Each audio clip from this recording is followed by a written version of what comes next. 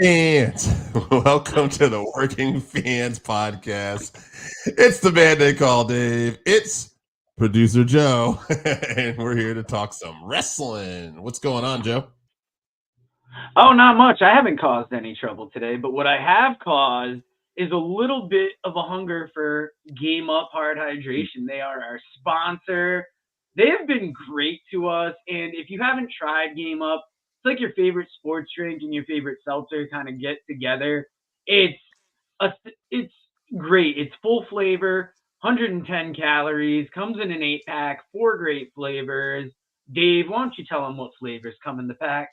Talking fruit punch, orange, lemon lime, and grape. So grab them and support them because they support us, and we appreciate Game Up for supporting this podcast, man. Yeah, and if you're in the Eastern Connecticut area, you can get them at the Petromax in Griswold, Connecticut. You can get them at La Bella 2 in Uncasville. You might even be able to get them at the Lisbon Package Store next to Better Value. Don't hold me to that. I haven't been in there yet. I didn't know you could get them at Petromax. I'm pretty excited about that, actually. I just saw that the other day. I don't have to drive to Uncasville for them anymore. I'm very happy.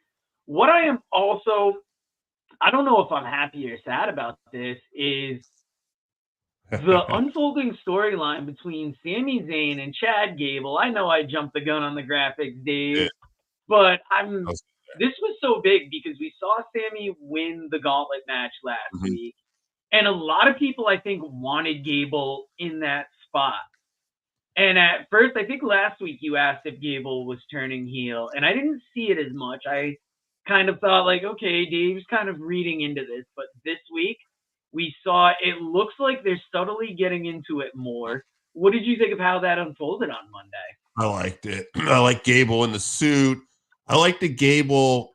He told this very real way that Sami, you can't beat him. And then Sami tracks him down and is like, what is it about me? I can't beat him. And he's like, you find a way to win. That's what you did with me. You're an underdog. You wait for that mistake. But with Gunther, you can't wait. It'll never happen. And it was just a nice little way, where Chad's almost coming from the heart, where he feels like, that Sami's not for the guy for this, and he's dejected about this. And you can look at it like maybe he's trying to motivate Sami, and maybe it'll look like they'll do that turn, and maybe they will, where he's the motivator for Sami. But I think I talked about this with you off air. It reminds me of this storyline I was watching. Was it David Cross? What's the guy's name? Independent wrestler. No. Oh. We interviewed him. Yeah, David Starr. David Starr. There it is. David Starr, yeah. David Starr, he's in Over the Top Rope, I believe, Over Top Wrestling. It's in Ireland. And JD McDonough, former Jordan Devlin, is in there. And they're chasing down Walter, ironically, who's Gunther now. And they're trying to win the title. They're trying to beat him. And Walter's never been pinned. And Devlin's about to pin him. And David Starr cost him the match at the last second. And he said, I just can't allow anybody to beat Walter but me. I've worked too hard for this. And I feel like, man, that's what we're setting up Chad Gable for with Gunther, ironically, right? And I think he's going to cost Sami. And then except for saying, he's going to say that thing. It means more to me, like he's been saying. I'm like, this is kind of long-term storytelling that we're setting up. And that's something that they've been doing a lot of. And I like, hey, man, back in the day, I would have been like, oh, no, Chad's going to get buried. But now I got a little more faith that Chad is going to turn on him. And I know I've talked to some people about this, and they don't want to see Chad turn heel. They'd rather he be babyface, and I get that. But to me, Chad Gable, I'm just going to finish up by this. He's a modern-day Kurt Angle. This guy is comedically funny. He's got great intensity, and he can kill it in the ring. So as long as they're giving him the ball to run with it, I don't care if he's babyface or heel. I'm just happy the guy's finally getting a push, and he's out of basketball shorts and calling himself Shorty Dre. Yeah, we've had a lot of people talking to us on TikTok about what we think could possibly unfold for different situations at WrestleMania. And this is probably the first year in a while that it's almost hard to predict exactly where things are going to end up because the storytelling's been so good and you haven't necessarily been swerved, but sometimes they'll introduce an element to the story that you might not have expected, and it kind of changes how the outcomes should be. So it's going to be very interesting to see what actually happens in 2 weeks. Yes, that you could go a couple different ways with this. Now, where I thought the outcomes were a little predictable, but I enjoyed was this week at Big Business. Okada and Eddie Kingston. We talked about it last week. I said Okada was probably going to win the Continental Championship, especially when we found out Eddie was defending the Ring of Honor title by itself against Mark Briscoe. But overall, I didn't have a problem with it because Okada is just already feeling like a big deal in AEW, and I'm really enjoying Okada in AEW right now. Yeah, that was a great match they had. I didn't want to see Eddie lose it, but when you really think about it, Okada's so new to the company. How is he really going to lose this? So, like you said, predictable. I'd love to see a rematch down the line, hopefully for a rematch for the championship. I mean, we're already setting up. You saw after the match, Pat came out and looked like he wants to present himself as the next challenger to Okada's title. So Okada is definitely getting a good start in AEW, and I think a championship is. I think it's the right way to start him out, even though it feels too early. But now that it's on him, you really got to kind of run with it, right? He looks like a champion. Yeah, absolutely. And Eddie, you can tell a couple different stories with him. You know, he could lose the Ring of Honor title to Mark Briscoe. It'd be awesome for Mark Briscoe to have that title. And you could do stuff where Eddie's chasing the belts and doubting himself. And that's a very real story with Eddie, you know, having that self-doubt and then coming back, you know. So I enjoyed this match. We have Okada Kingston, but just a little bit too. Edge and Christian were also a title change on this event, right? And I liked it, but it was definitely overbooked a little bit, right? Like to me, like seeing Christian get multiple ball shots and then finally a ball shot with the spiked base. Yeah, bet. Yeah. It was just like, is this guy a babyface? Like, how does he quit? You know, like he's the heel. He should be quitting right when he's threatening this and then give up. But I did overall enjoy the atmosphere in Canada. I thought that was the best place for Copeland to do this. But I thought a little overbooked, though. Oh, it was 100% overbooked, but there were some great moments like the hockey fight in the penalty box. Even though it was a little clunky the way it went down, I enjoyed it. But like even I put in my notes near the end of it, and you will see this later when I record our live TikTok wrestling review show. That just near the end, it seemed like there was too much interference, too many gimmicks. But I mean, it was a spectacle for Dynamite. You don't get a ton of those. As long as we're not seeing these overbooked matches every week, I'll take it. Yeah, for sure. It was a real positive moment, real happy moment. So let's talk about the not so happy moments. Let's talk about Dark Side of the Ring. Although a very entertaining show, Joe, made me feel a little sad at times. Terry Gordy was the subject. Why don't you tell me what you thought of it first? Season 5, episode 3 of Dark Side of the Ring. We got to Terry Gordy, and there was some great old footage in there. I kind of like that they started with his daughter who's still in wrestling and kind of what the Gordy name means. And you saw it also with his son talking about how he didn't feel he could live up to that name. But I loved the footage, the recreations were great. I mean, it gave you a lot of the legend of Terry Gordy, and then you saw the downfall, and it wasn't quite like Mike Von Erich level bad, but definitely a different person and performer after the incident.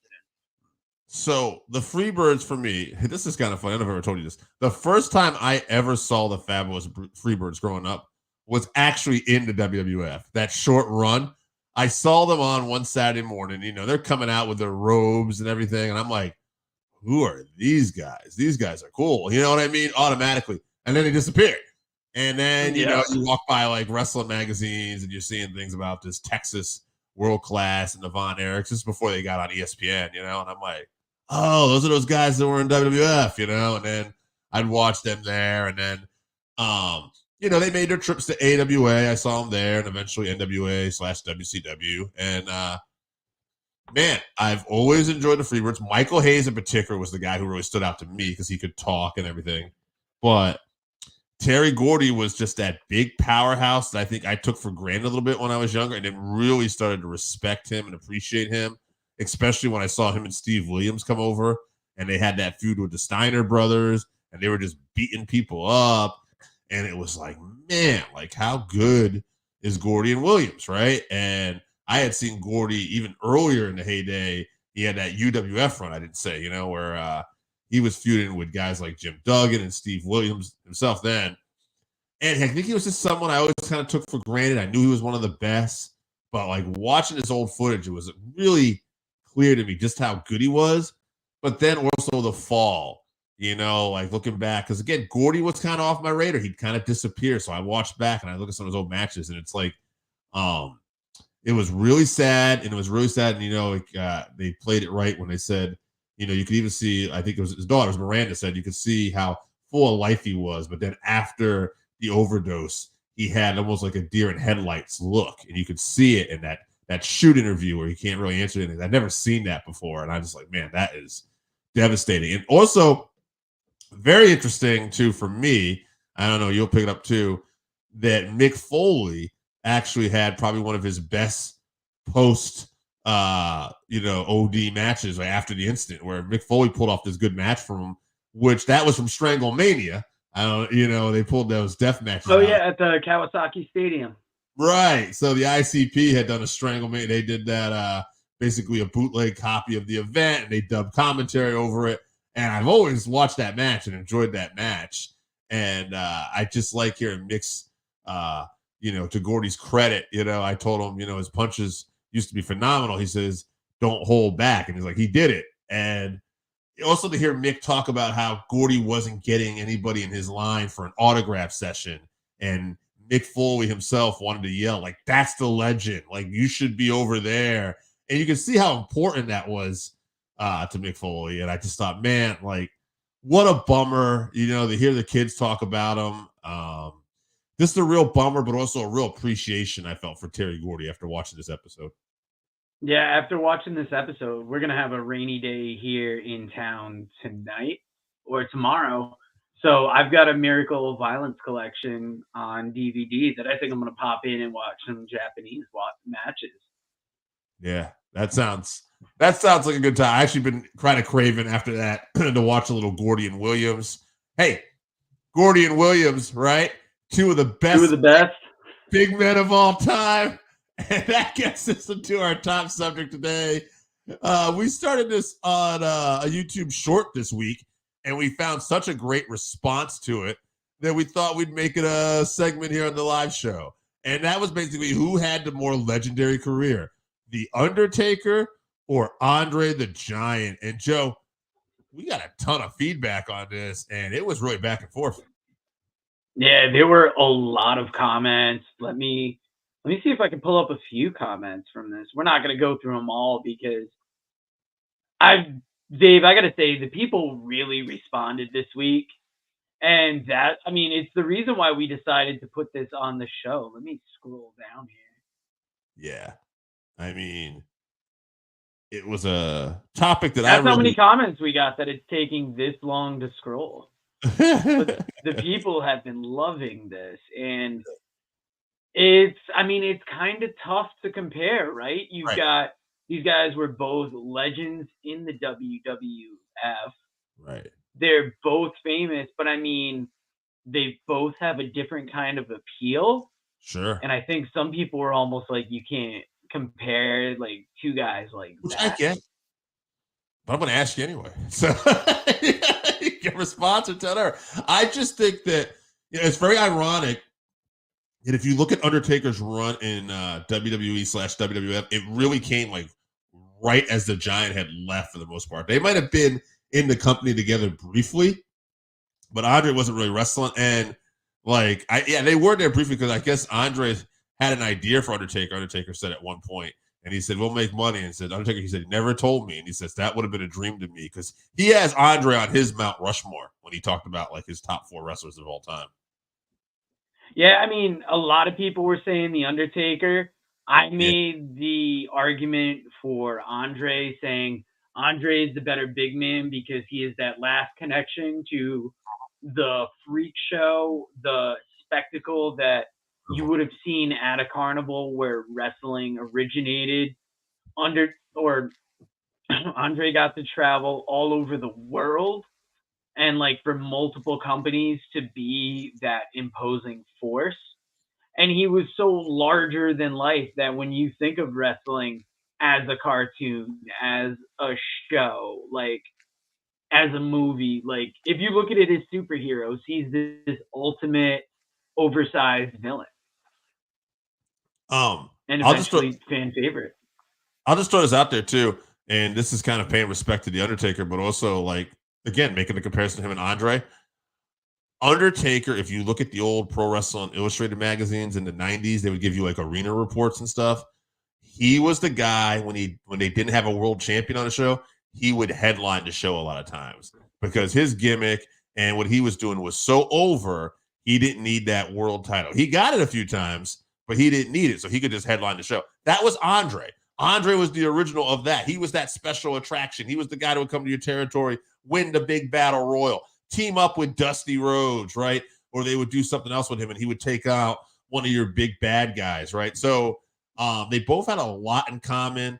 Andre, it's funny because the big thing a lot of Undertaker supporters had was that streak. Everybody talked about the WrestleMania streak, and then I had to laugh because somebody had made a comment that Andre had the ultimate streak, undefeated for 15 years, which wasn't true. That was just something that Vince McMahon had sold on that, you know. But he was so good, and at the time period, people just believed it, you know. So really hard to make a decision. I don't know if I gave my opinion. If you ask me this question today, I might give you a different answer tomorrow.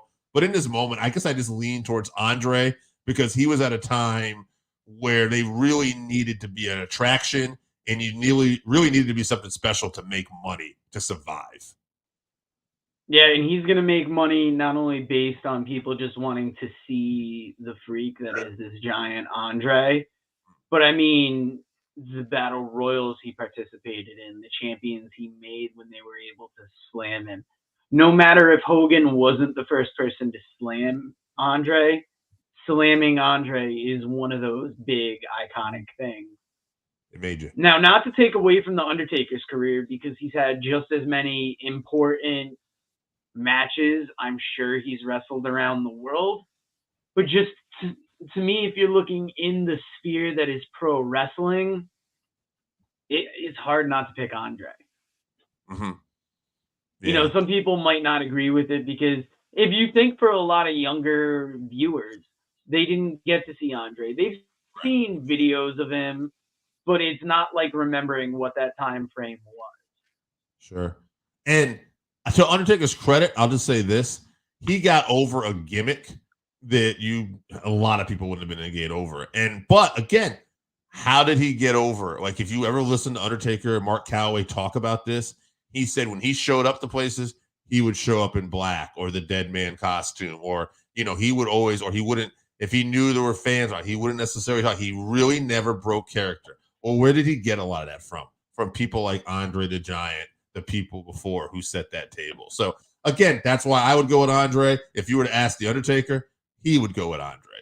So to me, that's what it's ultimately about. But God, if somebody was telling me, okay, Undertaker, that WrestleMania streak, you know, which lasted for so long and it organically happened, you know, they didn't know when he was beating Jimmy Snuka, they were going to go, 21 more wins with this, but they did. And yeah, so 2 all-time greats, 2 Hall of Famers, and in the end, you can't really go wrong, but I would go with Andre. 100%. And Dave, if you're talking about all-time greats, you've got the great, and then you've got the men that made the greats. And if I'm not mistaken, Vinnie Berry just recently wrote a book about one of those men, correct? I believe he did.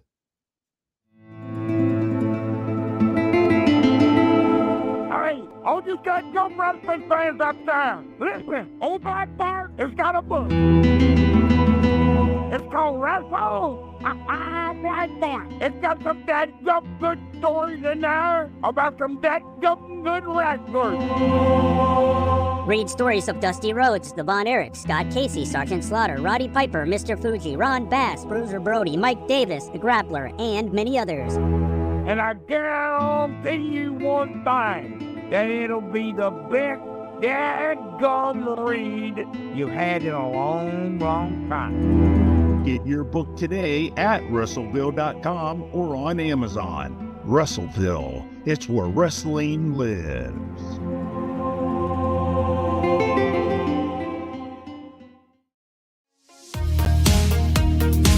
Read about the Northern Wrestling Federation in the book presented by Russellville.com, The Pro Wrestling Vault, Volume 2. Hear the story of Roger Ruffin, the man who trained Carl Anderson, the Monster Abyss, Jordan Clearwater, Chris Harris, and Jillian Hall. Plus 45 other short stories including Jazz, Bobby Eaton, Kamala, Thunder Rosa, Mario Mancini, Scott Casey, PJ Black, Kerry Morton, Sal Renaro, Jeremiah Plunkett, Colby Carino, Bam Bam Malone, and many others. Get your book today at Russellville.com. Russellville, it's where wrestling lives.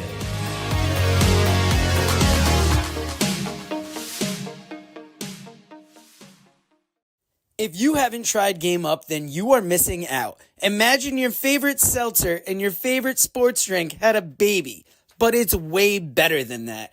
Each can is 110 calories, low carb, 4.9 ABV. It's a nice light drink that is not light on flavor. Game Up comes in fruit punch, orange, lemon, lime, and grape. Pick it up at drinkgameup.com or at your nearest liquor.